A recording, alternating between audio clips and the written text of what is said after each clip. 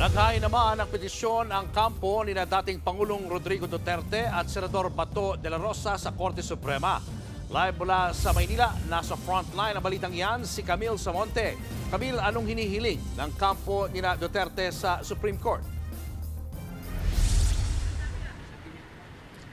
Julius, dumulog na nga sa Korte Suprema sina dating Pangulong Rodrigo Duterte at Senador Ronald Bato de la Rosa sa pamamagitan ng kanilang abogado para hilingin na itigil ng pamahalaan ang kooperasyon nito sa International Criminal Court at Interpol.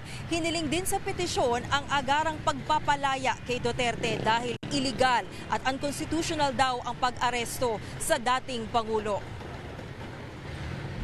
Kanina, inihain ni Attorney Israelito Torion na tumatayong legal counsel ni Duterte at De La Rosa ang petition for certiorari and prohibition.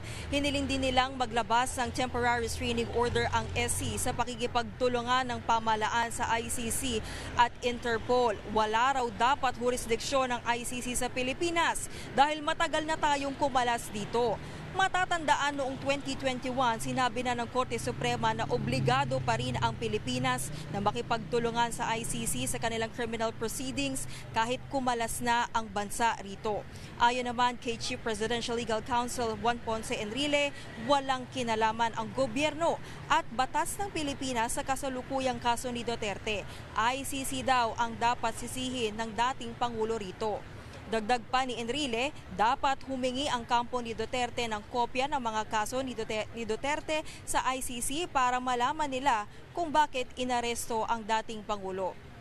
Julius, iginiit naman ni Torion na meron namang korte rito sa bansa at gumagana pa rin ang justice system dito, kaya dapat daw ay dito sampahan ng kaso at litisin sina Duterte at De La Rosa. Natanong din natin si Torion kung nasaan si Senator Ronald De La Rosa dahil isa nga siya, kasama siya sa petitioner dito at wala raw siyang impormasyon kung nasa Maynila o nasa Davao ang senador. Hindi rin niya makumpirma kung meron bang arrest warrant si De La Rosa mula sa ICC. Samantala, kapapasok lang din na balita, agad na tinugunan naman ng SC ang petisyon ni na Duterte at ipinag-utos na ng Chief Justice na mairaffle ito ngayong araw. Kaya naman posible nang ma-assign ito sa mahistrado at matalakay ang nilalaman ng petisyon.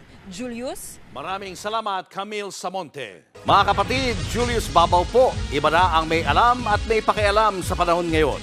Para sa frontline ng mga balita, mag-follow at mag-subscribe sa social media pages ng News 5.